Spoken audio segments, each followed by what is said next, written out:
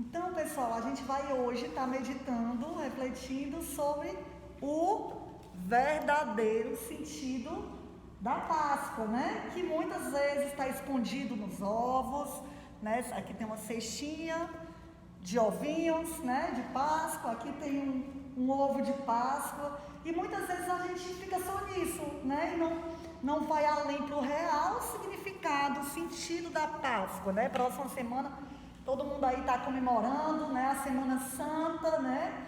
E aí, o que é realmente essa Páscoa? Né? O que é que essa Semana Santa, né, que se chama Semana Santa? E aí hoje a gente vai estar refletindo sobre o verdadeiro sentido da Páscoa e os últimos acontecimentos de Jesus, né? Os últimos momentos, a última semana de Jesus.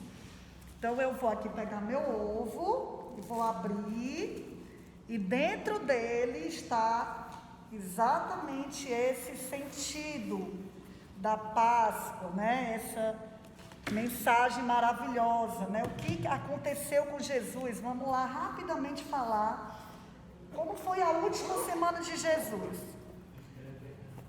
Que tem algumas coisinhas que a gente vai estar vendo. Vamos lá. No domingo, Jesus estava em Betânia, na casa de 3 amigos, né? Marta, Maria e Lázaro. E aí ele sai de Betânia e vai para Jerusalém.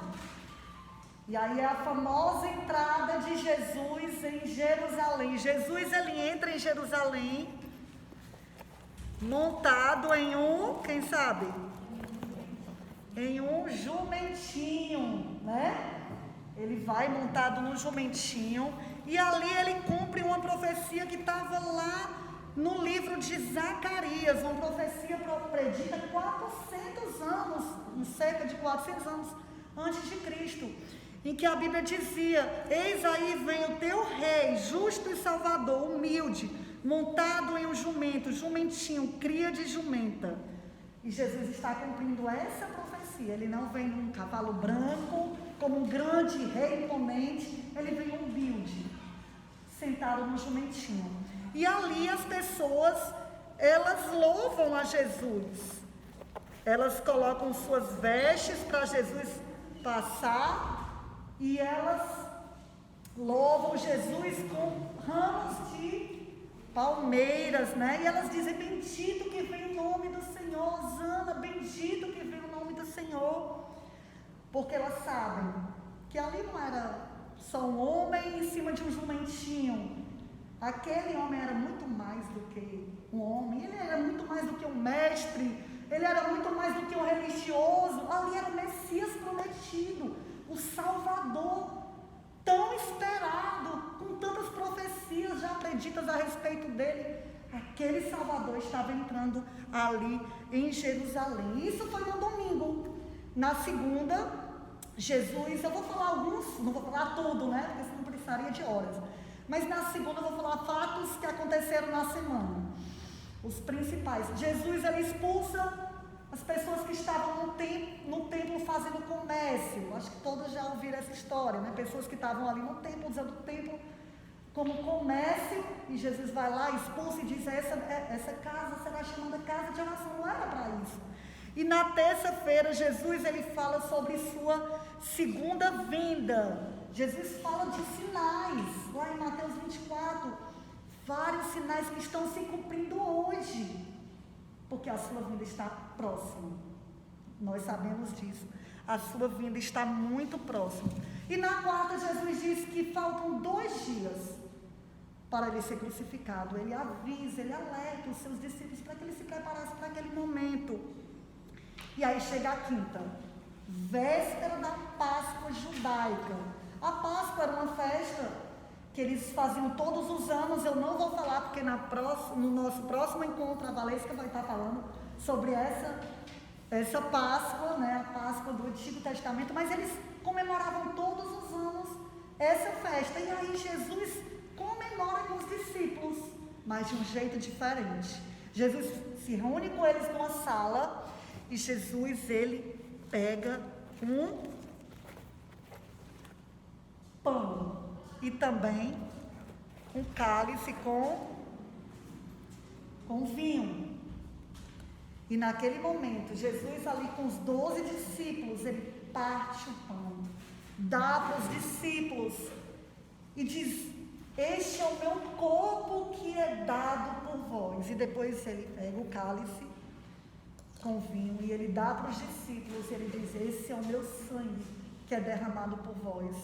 Na verdade, Jesus, aquilo era só um pão, não era mais do que um pão, né? Mas Jesus estava usando aquela simbologia para dizer, assim como ele estava partindo o pão e dando ali para os seus discípulos, o corpo dele ia ser transpassado, ia ser moído, ia ser machucado por cada um daqueles discípulos, e não só os discípulos, por cada um de nós. E do mesmo jeito que ele estava dando o cálice com o vinho, com suco de uva para os discípulos, Jesus estava dizendo: o meu sangue vai ser derramado, vai ser vertido por vocês, por amor a vocês. E no final Jesus disse: façam isso em memória de mim. Lembrem disso toda vez que vocês partirem o pão e beberem o cálice. Lembrem-se disso, que foi por amor que eu fiz isso por vocês, que eu dei a minha vida, eu dei o meu corpo, eu dei o meu sangue por amor a vocês. E naquele momento em que Jesus faz isso, ele diz que um daqueles que estavam ali o trairia. Quem é? Quem foi o traidor? Todo mundo sabe, né? Judas. Judas trairia Jesus por 30 moedas de prata. E ali naquele momento, mais outra profecia está se cumprindo, inúmeras profecias se cumprindo naqueles últimos dias. Jesus foi vendido por 30 moedas de prata. Interessante que 30 moedas de prata era o preço de um escravo naquela época. E Jesus foi vendido por 30 moedas de prata, representando nós. Ele estava tomando o nosso lugar. Nós somos escravos do pecado. Mas Jesus está se fazendo escravo, está se permitindo ser vendido como escravo por amor a nós. E ali eles terminam aquele momento, eles cantam um hino e eles vão para o Jardim das Oliveiras. Ali, no Jardim das Oliveiras, Jesus chama à parte 3 dos seus discípulos, os mais chegados: Pedro, Tiago e João. Jesus chama eles: venham orar comigo, a minha alma está profundamente angustiada, com a tristeza mortal. Jesus estava muito angustiado naquele momento. Ele ora, ele chama os discípulos para orar por 3 vezes, mas os discípulos não aguentam, eles dormem, são vencidos pelo cansaço. E ali, no Jardim das Oliveiras, Jesus agoniza. Ele está tão angustiado que a Bíblia, num dos evangelhos, diz que ele suou, ele transpirou sangue. Tamanha era a sua agonia. Ele sabia o que estava por vir. Não só o sofrimento físico, mas ele sabia que estava prestes a carregar todo o pecado da humanidade inteira. Mas ele não desiste, ele diz: Pai, se for possível, passa de mim esse cálice. Contudo, não seja a minha vontade, mas a tua. Ele se entrega à vontade do Pai. E a vontade de Deus era essa.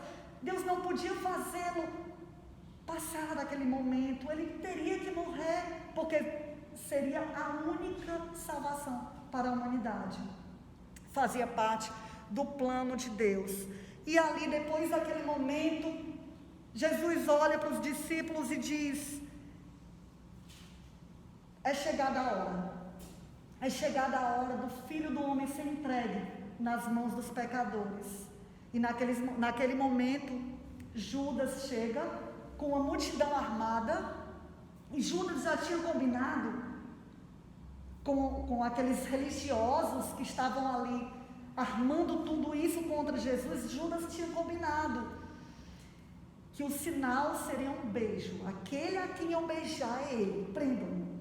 E quando Jesus chega, quando Judas chega, Judas dá um beijo em Jesus. E eu acho maravilhoso o que Jesus fala. Jesus disse: amigo, a que vieste? É muito amor. Jesus sabia que ele era o traidor. Ele tinha acabado de dizer para os discípulos, mas ele traidor, de amigo, e ele dá a oportunidade a Judas se arrepender. Amigo, aqui vieste. Mas infelizmente Judas despreza essa oportunidade de arrependimento e traz Jesus. E naquele momento, Jesus ele é preso como um malfeitor, aquele que nunca fez nenhum mal, que só fazia o bem, que curava, que abençoava, que pregava o amor, estava ali sendo preso como um criminoso. O sacerdote e os outros religiosos procuravam alguma coisa para condená-lo, alguma acusação, alguma falha, mas não encontraram, porque ele era perfeito, porque ele foi um homem perfeito. Até que Caifás olha para Jesus e diz: eu exijo que você jure pelo Deus vivo, se você é o Filho de Deus. Jesus dá a declaração que choca todos, mas é a declaração mais verdadeira. Jesus disse: tu mesmo disseste, mas eu digo a vocês, chegará o dia em que vocês verão o Filho do Homem assentado à direita de Deus, vindo sobre as nuvens. Jesus se revela de uma maneira clara: eu sou o Filho de Deus, eu sou o Salvador do mundo, eu sou o Rei dos Reis, o Senhor do Universo, eu sou. Naquele momento, Caifás rasga as vestes e grita: blasfemou, réu de morte. Aqueles homens começam a cuspir em Jesus, a bater em Jesus, a esbofetear Jesus e ainda zombar. Profetiza, quem foi que bateu em ti? Profetiza. E ali Jesus é preso e levado até Pilatos. Naquele momento os discípulos todos se dispersaram com medo. Pedro, que era um dos seus melhores amigos, negou Jesus por 3 vezes. E Jesus é levado, já é sexta-feira, sexta de manhãzinha cedo, no romper da manhã, Jesus é levado até Pilatos. Pilatos, o governador romano, ele sabe que não tem sentido aquilo tudo. Eles estavam fazendo aquilo por inveja, mas aquelas acusações não têm fundamento. E Pilatos olha para Jesus e diz: você não está entendendo, você não está ouvindo as acusações que estão lhe fazendo. Mas Jesus ficou calado, como ovelha muda, ele ficou calado, ele não respondeu, ele não se defendeu. Pilatos não estava concordando com aquilo, mas como um bom político, ele ouviu a multidão. E aí, naquela época, naquele dia, era o dia da Páscoa, né, a festa da Páscoa, eles tinham o costume de soltar um prisioneiro. Tinham 2 prisioneiros ali. Barrabás tinha cometido crimes, e Jesus. E Pilatos disse: quem eu solto? Eu solto Barrabás ou eu solto Jesus? E a multidão gritou: Barrabás, Barrabás.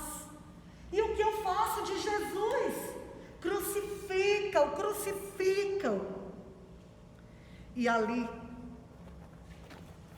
Jesus foi levado, foi chicoteado, muito, não com chicotezinho assim, mas com chicotes que nas pontas eram pedaços de ossos e de metal, e cada chicotada, pedaços do seu corpo, eram dilacerados. E as pessoas, aqueles soldados, eles ainda zombaram de Jesus, não bastando o sofrimento físico que eles estavam passando, que Jesus estava passando. Aqueles soldados deram para Jesus, colocaram Jesus um manto vermelho, colocaram uma coroa de espinhos e deram uma vara e começaram a zombar dele: viva o Rei dos Judeus! E cuspiam e batiam na sua cabeça e levaram Jesus para ser crucificado. E ali Jesus sai pelas ruas com uma pesada cruz ali nas ruas de Jerusalém. E Jesus é levado a um monte do Calvário, também chamado Gólgota, da glória para o Gólgota, para o monte do Calvário, onde criminosos eram mortos. Jesus está chegando ali no monte do Calvário. Às 9 horas ele é crucificado entre 2 ladrões. E as pessoas ali embaixo zombando de Jesus. Tu salvou a tantos, agora salva-te a ti mesmo. Desce daí, nós vamos crer. Se tu descer, a gente crê. Mas Jesus não podia descer, porque ele nos amava demais, porque ele nos queria salvar, porque ele queria resgatar-nos dos nossos pecados. E só existia uma maneira, era ele pagar o preço pelo nosso pecado. Então, como dizia lá em Isaías, como uma ovelha muda perante os seus tosqueadores, ele não abriu a boca, ele ficou calado. Ele suportou tudo aquilo porque ele pensava em mim e em você. E enquanto isso, alguns soldados lá aos pés da cruz tiravam sortes para saber com quem ficaria as suas vestes. Quanta indiferença! Jesus morrendo pela humanidade, o dono de tudo, de todos, o criador de todas as coisas, por ele todas as coisas foram feitas, sem ele nada do que foi feito se fez. Está ali morrendo, sangrando naquela cruz, e as pessoas indiferentes. Ainda hoje, tantas pessoas são indiferentes a isso. Jesus fez tudo isso por nós, e o que nós fazemos por ele? E Jesus sofreu ali muito, por horas.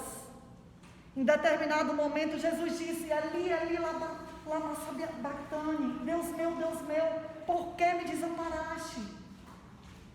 Ali, o pai teve que virar o rosto para o seu filho, porque Jesus estava ali recebendo o nosso pecado. Ele era perfeito, ele era justo, ele era puro.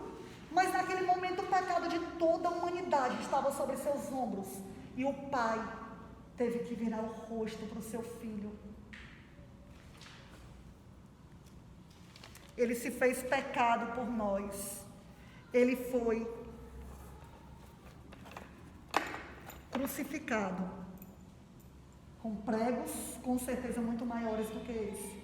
E ali Jesus derramou todo o seu sangue. Antes de morrer, ele deu um brado: está consumado, está pago. Sacrifício perfeito, completo. Ele fez tudo. Naquele momento, Jesus entregou seu espírito. A Bíblia diz que o véu do templo se rasgou de alto a baixo, o véu que separava o homem de Deus, que representava essa separação, o véu lá do templo, muito grosso, separava, que mostrava, que representava a grande separação que o homem tinha de Deus por causa do pecado. Naquele momento o véu do templo se rasga de alto a baixo. Foi Deus que rasgou, foi lá de cima, de alto a baixo. Houve um tremor de terra, as rochas se fenderam, o sol escureceu. E o soldado que estava ali zombando, que tinha presenciado tudo aquilo, disse: verdadeiramente esse era o Filho de Deus.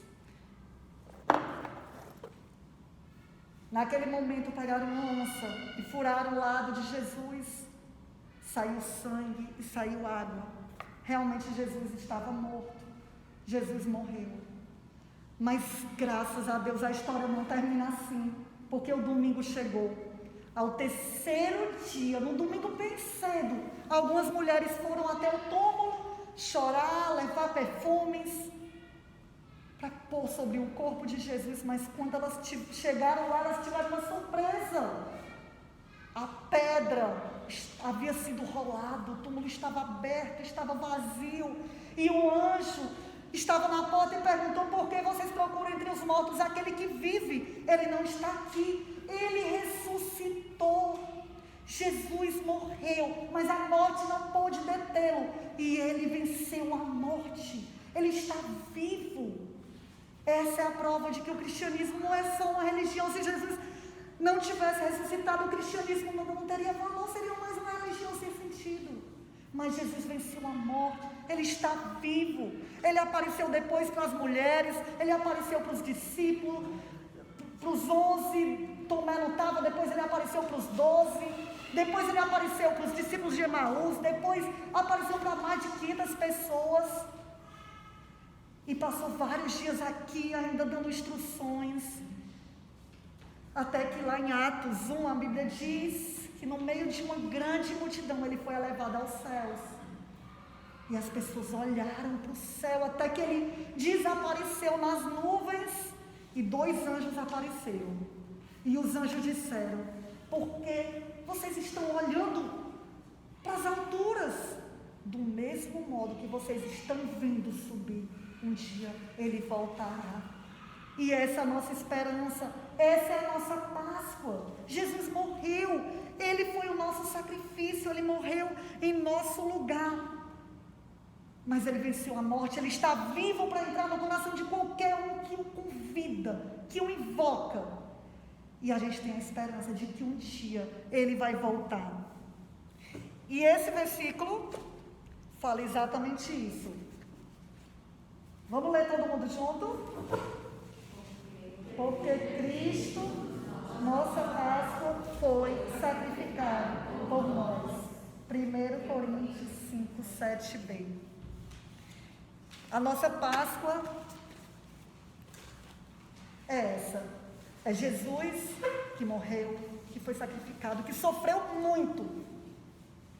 Mas Ele nos amou tanto, que com certeza valeu a pena. Foi um sofrimento por amor sacrificial.